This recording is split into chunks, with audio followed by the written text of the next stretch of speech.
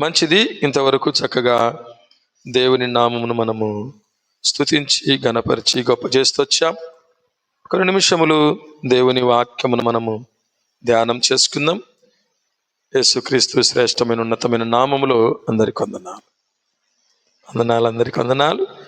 మంచిది. చదవబడినటువంటి లేఖన భాగము సంఘక్రమం ప్రకారముగా కీర్తనల ధ్యానములో మనమున్నాం. కీర్తనలు 141వ కీర్తన మొదటి నుండి చివరి వరకు మనము చదువుకున్నాము. మొదటి వచనాన్ని చదువుతాం. యెహోవా, నేను నీకు మొరపెట్టుచున్నాను, నా యొద్దకు త్వరపడి రమ్ము. నేను మొరపెట్టగా నా మాటకు చెవియొగ్గుము. దేవుని నామము స్తుతి కలుగును గాక. హల్లెలూయా. గమనించండి,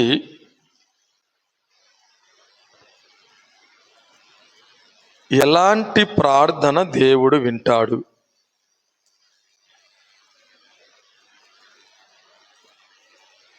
ఎటువంటి ప్రార్థన దేవుడు వింటాడు? ఎటువంటి ప్రార్థనకు దేవుడు జవాబు ఇస్తాడు? ఈ భాగములో కీర్తనాకారుడైనటువంటి దావీదు ఎంతో శ్రమలో ఉన్నట్లుగా మనకు కనపడుతుంది. ఎంతో శ్రమలో ఉన్నాడు. ఎటువంటి పరిస్థితులలో ఉన్నాడు అని మనము చూస్తే 7వ వచనాన్ని చదవండి. ఒకడు భూమిని దున్నుచు దానిని పగులగొట్టునట్లు మా ఎముకలు పాతాళ ద్వారమున చెదిరి ఉన్నవి. ఎటువంటి శ్రమలో ఉన్నాడంట?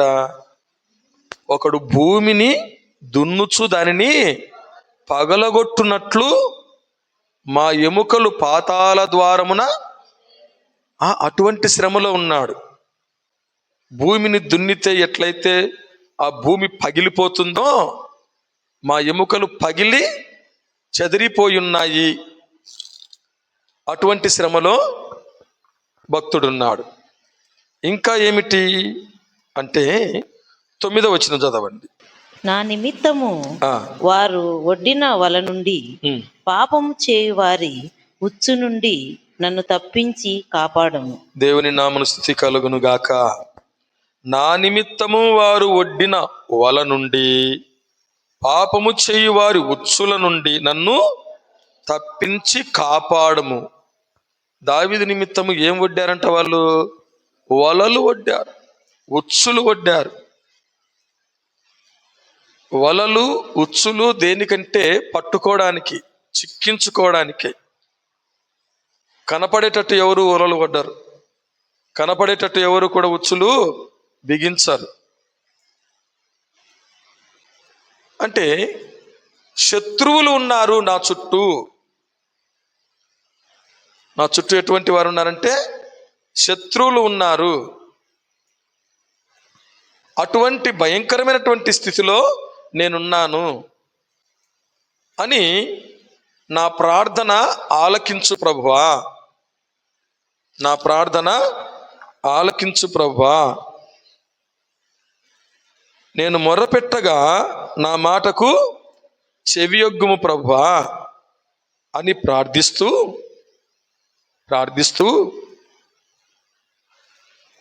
మన ప్రార్థన దేవుడు వినాలి అంటే మనం ఎట్లుండాలనో ఇక్కడ తెలియజేస్తున్నాడు. మన ప్రార్థన దేవుడు వినాలంటే మనం ఎట్లుండాలనో అనేది దేవుడిక్కడ, భక్తుడిక్కడ తెలియచేస్తున్నాడు. మన దేవునికి ఉన్న అనేకమైనటువంటి పేర్లలో, అనేకమైన పేర్లు అంటే స్వస్థపరచు యెహోవా, యెహోవా రాఫా, యెహోవా నిస్సి, యెహోవా షమ్మ, ఇవన్నీ కూడా ఆయన పేర్లు అన్నమాట. ఎందుకు అలాగొచ్చాయి అంటే ఆయన చేస్తున్న కార్యములను బట్టి. ఆయన చేస్తున్న అందులో ఒక పేరు ఏమిటో తెలిసిన? ప్రార్థన ఆలకించువాడు. ఏం పేరంటే ఆయన పేరు? భక్తుడు ఏమన్నాడు? ప్రార్థన ఆలకించువాడా అన్నాడు 65వ కీర్తన 2వ వచనములో. ఏమన్నాడు? ప్రార్థన ఆలకించువాడా అని భక్తుడు దేవుణ్ణి పిలుస్తున్నాడు. ఆయన ప్రార్థన ఆలకించువాడే, ఆయన ప్రార్థనకు చెవియొగ్గువాడే, ఆయన ప్రార్థనకు జవాబు ఇచ్చువాడే. ఆ ప్రార్థన ఆలకించే దేవుడు, ప్రార్థనకు చెవియొగ్గే దేవుడు, ప్రార్థనకు జవాబిచ్చే దేవుడు ఏమంటాడంటే యెషయా గ్రంథము 59వ అధ్యాయము 1వ వచనం. రక్షింపనేరక ఉండునట్లు యెహోవా హస్తము కురచ కాలేదు, విననేరక ఉండునట్లు ఆయన చెవులు మందము కాలేదు. మీ దోషములు మీకును మీ దేవునికి అడ్డముగా వచ్చెను. మీ పాపములు ఆయన ముఖమును మీకు మరుగుపరిచెను గనుక ఆయన ఆలకింపకున్నాడు.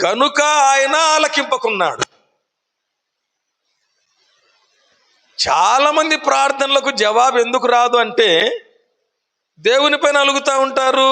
ఇంకా ఎందుకు దేవుడు ఇంకా నా ప్రార్థనకు జవాబు ఇయ్యలేదంటా ఉంటారు. ఇది మనిషిలోని పెద్ద లోపం ఏమిటంటే తనను తాను తొంగి చూసుకోరు కానీ దేవుని తొంగి చూస్తూ ఉంటారు. ఎందుకు నాకు ఇంకా జవాబు ఇవ్వలేదని చెప్పి. రక్షింపనేరక ఉండినట్లు యెహోవా హస్తము కురచ కాలేదు, విననేరక ఉండినట్లు ఆయన చెవులు మందము కాలేదు.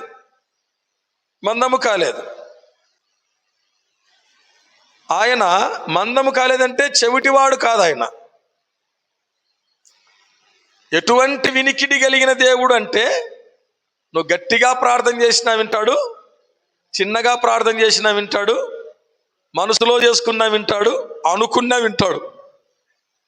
ఊరికే అనుకున్నా చెప్పకున్నా కూడా మనసులో అనుకున్నా కూడా ఆ మాట ఆయన వింటాడు. అంత వినికిడి కలిగిన వాడు. అయితే ఎందుకు ప్రార్థనకు జవాబు రాలేదంటే మీ దోషములు మీకును మీ దేవునికి అడ్డముగా వచ్చాయి కదా. మీ పాపములు ఆయన ముఖమును మీకు మరుగుపరిచాయి గనుకనే ఆయన ఆలకింపకున్నాడు. ఇది గ్రహించినటువంటి దావీదు, ఇది తెలుసుకున్నటువంటి దావీదు ప్రార్థన చేస్తూ ఏమంటున్నాడంటే ఈ భాగంలో ఒక 3 విషయాలు చెప్తున్నాడు. కీర్తనలు 141వ కీర్తనలో ఒక 3 విషయాలు అక్కడ చెప్తున్నాడు. ఏమిటి అంటే 3, 4 వచనాలు చదవండి. యెహోవా నా నోటికి కావలి ఉంచుము, నా పెదవుల ద్వారమునకు కాపు పెట్టుము. పాపము చేయి వారితో కూడా నేను దుర్నీతి కార్యములలో చొరబడకుండునట్లు నా మనస్సు దుష్కార్యమునకు తిరగనీయకుము. దేవుని నామమునకు స్తుతి కలుగును గాక. హల్లెలూయా. ఇక్కడ 3 విషయాలు చెప్తున్నాడు. 2వ వచనంలో కీర్తనకారుడు ప్రార్థన చేస్తూ 2వ వచనంలో ఏమంటున్నాడంటే చదవండి ఆ భాగమును.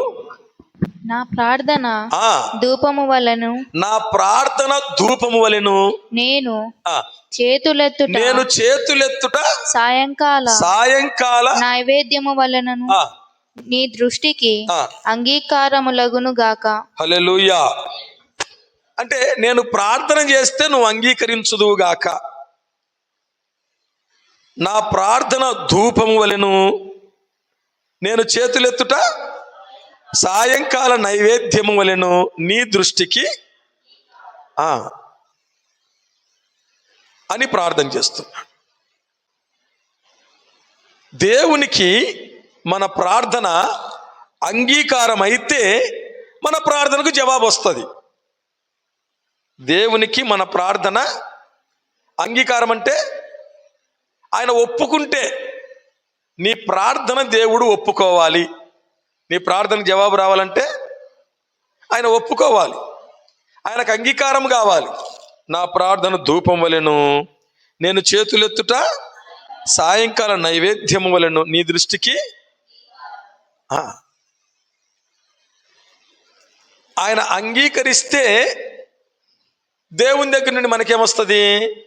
జవాబు వస్తుంది. అలా అంగీకరించిన సందర్భాలను మనం చూస్తే ఆది కాండంలోనికి రండి. ఆది కాండము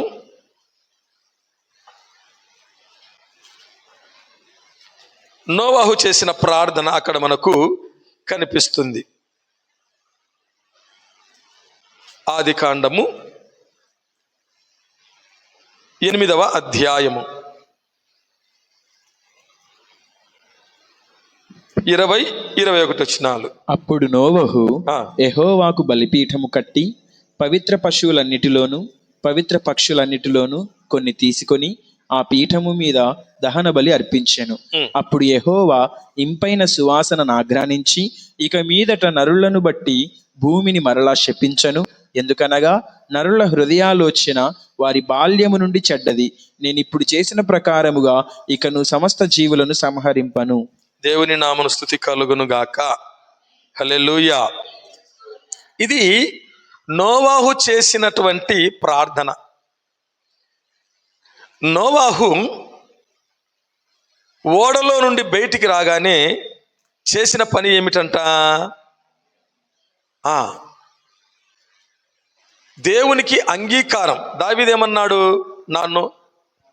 నా ప్రార్థన ధూపం వలెను, నేను చేతులెత్తుట సాయంకాల నైవేద్యం వలెను నీ దృష్టికి అంగీకారములగునుగాక. ధూపము వలె, సాయంకాల నైవేద్యము వలె. ధూపం వలె, సాయంకాల నైవేద్యం వలె. ధూపము సువాసనకు గుర్తు. ధూపము సువాసనకు గుర్తు. నైవేద్యము స్థానానికి గుర్తు. దేవునికి ఏ స్థానం ఇస్తున్నాము అనే దానికి గుర్తు. నోవాహు ఓడలో నుండి బయటికి రాగానే చేసిన పని ఏమిటంటే మొట్టమొదటిగా బలిని అర్పించాడు. పవిత్రమైనటువంటి పశువులలో, పవిత్రమైన పక్షులలో కొన్నిటి తీసుకొని మొదట దేవుని జ్ఞాపకం చేసుకున్నాడు. మొదటి స్థానం ఎవరికి ఇచ్చినాడు? దేవునికి ఇచ్చినాడు. అప్పుడు దేవుడు ఇంపైన సువాసనను ఆఘ్రానించి ఏం చేసినాడంట? జవాబిచ్చినాడు. ఇక మీదట నేను నరులను బట్టి భూమిని శపించను, మరలా శపించను. ఇది దేవుడు మన ప్రార్థన అంగీకరిస్తే మన ప్రార్థనకి ఏమొస్తుంది? జవాబు వస్తుంది. మన ప్రార్థనకు జవాబు వస్తుంది. అలా అంగీకరించాలి అంటే మనం ఏమై ఉండాలనో ఈ భాగంలో కీర్తనకారుడు చెప్తున్నాడు. నా ప్రార్థన ధూపం వలెను, నేను చేతులెత్తుట సాయంకాల నైవేద్యం వలెను నీ దృష్టికి. మనం ప్రార్థన ఎవరికి చేస్తున్నాం? దేవునికి చేస్తున్నాం. ఎవరు అంగీకరించాలి ఆ ప్రార్థన? చాలామంది ప్రార్థన చేస్తే మనుషులు అంగీకరించాలనుకుంటారు. ఎవరు వినేటట్టు? నేను ఎంత బాగా ప్రార్థన చేస్తున్నానో అనుకోవాలా, ఎంతసేపు చేస్తున్నానో అనుకోవాలా, ఎంత వర్ణించి చేస్తున్నానో అనుకోవాలా కదా. యేసు ప్రభువు ప్రార్థన గురించి చెప్తూ, మీరు అన్యజనుల వలె విస్తరించి చేయకండి, విస్తరించి మాట్లాడుట వలన వారి మనవి వినబడునని వారు అనుకుంటారు కదా. నీవు ఈ విధంగా ప్రార్థన చేయి, ఈ విధంగా ప్రార్థన చేయి అన్న. కాబట్టి మన ప్రార్థన వినవలసింది ఆయన, మన ప్రార్థన అంగీకరించవలసింది కూడా ఆయనే, మన ప్రార్థన జవాబు ఇవ్వవలసింది కూడా ఆయనే. మన ప్రార్థన ఆయన వినాలంటే, మన ప్రార్థన ఆయన అంగీకరించాలంటే, మన ప్రార్థనకైన జవాబు ఇవ్వాలంటే మనం ఏమై ఉండాలనో, ఎలాంటి ప్రార్థన చేయవలనో భక్తుడు ఇక్కడ 141వ కీర్తనలో ఆ సందర్భాన్ని బట్టి 3-4 వచనాల్లో అంటున్నాడు. చదవండి. యెహోవా నా నోటికి కావలియుండుము, నా పెదవుల ద్వారమునకు కాపు పెట్టుము. దేవుని నామను స్తుతి కలుగును గాక. హల్లెలూయా. అది కంటిన్యూగా చదవండి. పాపం చేయవారితో కూడా నేను దుర్నీతి కార్యములలో చొరబడకుండునట్లు నా మనస్సు దుష్కార్యమునకు తిరగనీయకుము. దేవుని నామను స్తుతి కలుగును గాక. ఎన్నున్నాయి ఇక్కడ? 3 విషయాలు ఉన్నాయి. 1 నోరు, 2 పెదవులు, 3 మనస్సు. నోరు, పెదవులు, మనస్సు, ఇదన్నమాట. మన ప్రార్థన దేవునికి అంగీకారము కావాలంటే మన నోరు దేవునికి ఇష్టకరంగా ఉండాలి, మన పెదవులు దేవునికి ఇష్టకరంగా ఉండాలి, మన మనస్సు దేవునికి ఇష్టకరంగా ఉండాలి. దేవుని నామమున స్తుతి కలుగును గాక. దాన్ని గ్రహించిన దావీదు 19వ కీర్తన 14వ వచనంలో ఒక చక్కటి ప్రార్థన చేస్తున్నాడు. 19వ కీర్తన 14వ వచనం. యెహోవా నాకు నా ఆశ్రయదుర్గమా, నా విమోచకుడా, నా నోటి మాటలను నా హృదయ ధ్యానమును నీ దృష్టికి అంగీకారం రగును గాక. దేవుని నామమున స్తుతి కలుగును గాక. నా నోటి మాటలు నా హృదయ ధ్యానము నీ దృష్టికి అంగీకారములగును గాక. నా నోటి మాటలు నా హృదయ ధ్యానము. మాటలు బయటికి వినపడతాయి, హృదయ ధ్యానము దేవునికి కనపడుతుంది. నా నోటి మాటలు నా హృదయ ధ్యానము నీ దృష్టికి అంగీకారములగును గాక. దేవుని దృష్టికి మన ప్రార్థన దేవుడు వినాలి, మన ప్రార్థనకు దేవుడు అంగీకరించాలి, మన ప్రార్థనను దేవుడు అంగీకరించాలి, వినాలి, అంగీకరించాలి, జవాబు ఇవ్వాలి. అంటే ఇక్కడ మూడు విషయాలు భక్తుడు తెలియచేస్తున్నాడు. ఒకటేమిటి? నా నోటికి కావలి ఉంచుము, నా నోటికి కావలి ఉంచుము. ఎందుకు? అది నా వలన కావడంలే, అది నా వలన కావడంలే. నా నోటిని అదుపు చేయుట నా వలన కావడంలే. దేవునికి మన ప్రార్థన అంగీకారము కావాలంటే ప్రార్థన ఎక్కడి నుంచి రావాలి కదా? హృదయము, నోరు, పెదవులు. హృదయము, నోరు, పెదవులు, అంతే కదా. కాబట్టి నా నోటికి ఏం చేయాలి? కావలి ఉంచుము అంటాడు. యాకోబు పత్రిక 3వ అధ్యాయము. యాకోబు పత్రిక 3వ అధ్యాయము 3వ వచనం. గుర్రములు మనకు లోబడుటకై నోటికి కళ్ళెము పెట్టి వాటి శరీరమంతయు త్రిప్పుదుము గదా. ఇకపోతే 5వ వచనం. అలాగుననే నాలుక కూడా చిన్న అవయవమైనను బహుగా అదిరిపడును. ఎంత కొంచెము నిప్పు ఎంత విస్తారమైన అడవిని తగులబెట్టును. నాలుక అగ్నియే. నాలుక మన అవయవములలో ఉంచబడిన పాప ప్రపంచమై సర్వ శరీరమునకు మాలిన్యము కలుగజేయుచు ప్రకృతి చక్రమునకు చిచ్చు పెట్టును. అది నరకము చేత చిచ్చు పెట్టబడును. మృగపక్షి సర్ప జలచరములలో ప్రతి జాతియు నరజాతి చేత సాధుకా జాలును సాధు ఆయను గాని ఏ నరుడును నాలుకను సాధు చేయనేరడు. దేవుని నామమున స్తుతి కలుగును గాక. హల్లెలూయా. ఇక్కడ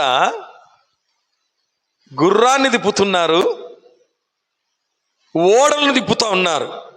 ఈ భాగంలో గుర్రాన్ని తిప్పడానికి నోట్లో ఏం పెట్టినారంట? కళ్ళెం పెట్టినారంట. ఓడలను తిప్పడానికి చిన్న చుక్కాని, చిన్నదే కదా చుక్కాని, దాంతో ఏం చేస్తున్నారు? తిప్పుతూ ఉన్నారు. ఇకపోతే మృగ, పక్షి, సర్ప, మిగతా అన్ని కూడా చూడండి, ప్రతి దాన్ని కూడా మనుష్యుడు ఏం చేశాడు?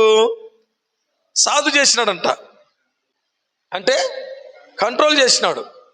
మీకు తెలుసునా, మొసళ్ళను కూడా బంధిస్తున్నారు, మొసళ్ళను కూడా పట్టుకుంటున్నారు, మొసళ్ళను పెంచుతూ ఉన్నారు.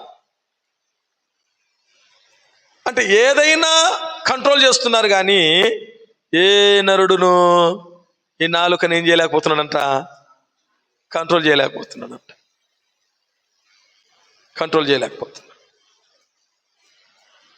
కాబట్టి మన ప్రార్థన దేవుడు వినాలి అంటే మన నోరు దేవునికి ఎలా ఉండాలి? ఎలా ఉండాలి? అంగీకారము కావాలి. నా నోటి మాటలు, నా హృదయ ధ్యానము నీ దృష్టికి అంగీకారములగును గాక. యెహోవా నా నోటికి కావలి ఉంచుము, నా నోటికి కావలి ఉంచుము. ఎట్లంటే అట్లా మాట్లాడి మళ్ళా ప్రభువా ప్రభువా అంటే దేవుడు ఆ ప్రార్థన వినడు. ఎవరినైనా సరే, తల్లి, తండ్రి, భార్య, భర్త, అక్క, చెల్లి, అన్న, తమ్ముడు, ఎవరినైనా సరే వాక్యం చెబుతుంది, మీ నోట ఏ దుర్భాష రాకూడదు, ఏ దుర్భాష రాకూడదు. ప్రభునందు ప్రియమైన వారులారా, రెండవది ఏమిటి? పెదవులు. ఏమంటున్నాడు అక్కడ? నా పెదవుల ద్వారమునకు కాపు పెట్టుము, నా పెదవుల ద్వారమునకు కాపు పెట్టుము. నీ పెదవులు ఎలా ఉన్నాయి? నీ పెదవులు ఎలా ఉన్నాయి? దేవుడు ఇష్టపడేవిగా ఉన్నాయా? మనుష్యులు ఇష్టపడేవిగా ఉన్నాయా? మనుష్యులు ఇష్టపడాలంటే ఏం చేయాలా చెప్పండి? మనుష్యులు ఇష్టపడాలంటే ఏం చేయాలా? పెదవులు లిప్టిక్ పూసుకోవాలంట. లిప్ స్టిక్ అంటే పెదవులకు అతుక్కుపోయేదన్నమాట కదా, వేరేది అతికించాలంట పెదవులకు. మన పెదవులు ఎటువంటి వాక్యం చెబుతుందంటే అపవిత్రమైనవి. మన పెదవులు ఎటువంటివి?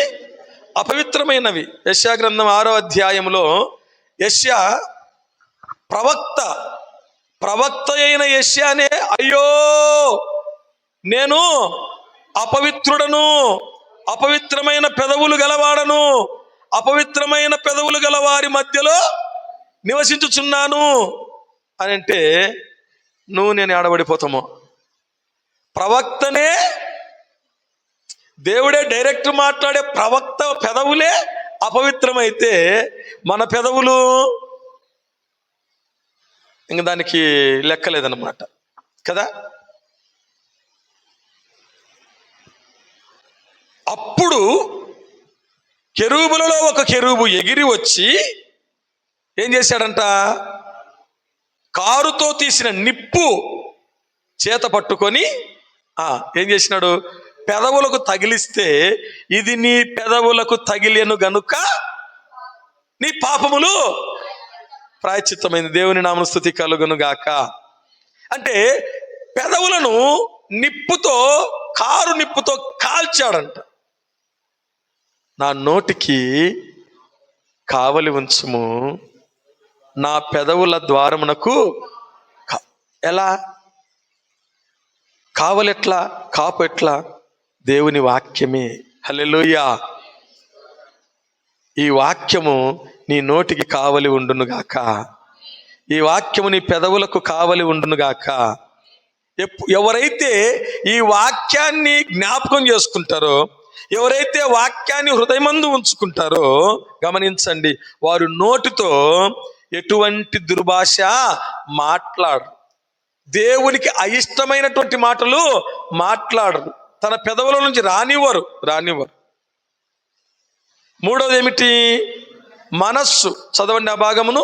కీర్తనలు 41వ కీర్తన 4వ వచనం. నా మనస్సు దుష్కార్యమునకు తిరగనీయకుము, వారి రుచిగల పదార్థములు నేను తినకుందునుగా. నా మనస్సు దుష్కార్యమునకు తిరగనీయకము, చెడ్డ కార్యమునకు తిరగనీయకము.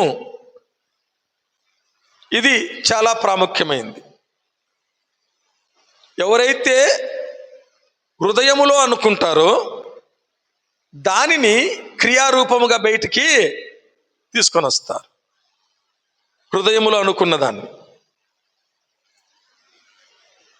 ఈ మూడు చాలా ప్రాముఖ్యము: నోరు, పెదవులు, మనస్సు. ఇట్లా తిరగదిప్పినాం అనుకోండి, మనస్సు, పెదవులు, నోరు. ఇవి చాలా ఇవి బాగుంటే నీ ప్రార్థన దేవుడు అంగీకరించునుగాక, నీ ప్రార్థనకు దేవుడు జవాబిచ్చునుగాక. హల్లెలూయా. ఇది ప్రాముఖ్యమైనది. ఇంత చేసిన దావీదు ఏమంటున్నాడంటే, ప్రభువా నా యొక్క నోటికి కావలి ఉంచుము, నా పెదవుల ద్వారమునకు కాపు పెట్టుము కదా, నా మనస్సు దుష్కార్యమును తిరగనీయకుము, దానికి కూడా కావలి పెట్టు. తిరగనీయకుము అంటే నన్ను పూర్తిగా నీ స్వాధీనమందు చేసుకో, నీ కంట్రోల్లో నన్ను ఉంచుకో. ఎవరు దేవుని కంట్రోల్లో ఉంటారు అంటే ఒకటే ఒక వచనము, 119వ కీర్తనల గ్రంథము 119వ కీర్తన 11వ వచనం. నీ ఎదుట నేను పాపం చేయకుండానట్లు నా హృదయములో నీ వాక్యం ఉంచుకొని ఉన్నాను. దేవుని నామన స్తుతి కలుగును గాక. నీ ఎదుట నేను పాపము చేయకుండానట్లు, పాపము మాటలు మాట్లాడకుండానట్లు, పాపపు తలంపులు తలంచుకుండునట్లు, పాపపు క్రియలు చేయకుండానట్లు, పాపపు క్రియలలో పాలివాడను కాకుండానట్లు ఏం చేస్తున్నాను? నా హృదయమందు నీ వాక్యం ఉంచు. అదే కాపు. కాపు అంటే కావలి కాయడం, అదే నీకు సెక్యూరిటీ కదా. ప్రభునందు ప్రియమైన వారులారా, ఈ రాత్రి దేవుడు మనతో మాట్లాడుతున్న మాట ఏమిటంటే, మన ప్రార్థన దేవుడు వినుగాక, మన ప్రార్థన దేవుడు అంగీకరించునుగాక, మన ప్రార్థనకు దేవుడు జవాబు ఇచ్చునుగాక. అలా మన ప్రార్థన దేవుడు వినాలంటే, మన ప్రార్థన దేవుడు అంగీకరించాలంటే, మన ప్రార్థన దేవుడు జవాబు ఇవ్వాలంటే మన నోటి మాటలు దేవునికి అంగీకారమగునుగాక, మన పెదవులు దేవునికి అంగీకారములగునుగాక, మన హృదయము దేవునికి అంగీకారమగునుగాక. ఇలాంటి ప్రార్థన ఎవరు చేసినా ఆ ప్రార్థనకు దేవుడు తప్పకుండా జవాబిచ్చి నిన్ను దీవించునుగాక. ఈ వాక్యం దేవుడు మన వినికిల్లో ఆశీర్వదించునుగాక. హల్లెలూయా.